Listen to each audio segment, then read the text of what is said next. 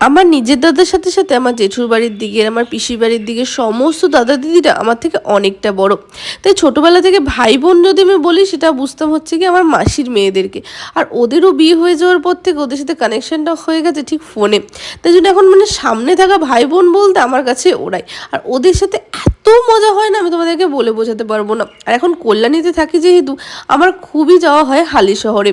আর ওরাও আমাকে এতটা আপন করে নেন, আমি গেলে আমাকে কিছুতেই আসতে দিতে চায় না। আর এত মজা করি ওদের সাথে না, আমি তোমাদেরকে বলে বোঝাতে পারবো না।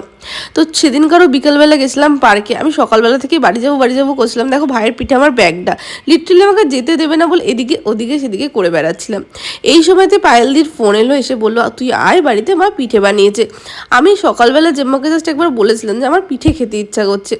হালি শহরে প্রত্যেকটা মানুষ, শুধু হালি শহর বলবো না, আমার আত্মীয় ভাগ্যটা এত ভালো না বলে বোঝাতে পারবো না। অনেকের ফ্যামিলি থেকে না সাপোর্ট করে না, আর আমার ফ্যামিলির প্রত্যেকটা মেম্বার আমাকে প্রচণ্ড সাপোর্ট করে সব কিছুতে। শুধু জেম্মা আমাকে পিঠে ওখানে বসে খাওয়াই নিয়ে আমাকে আবার দিয়েও দিয়েছিল।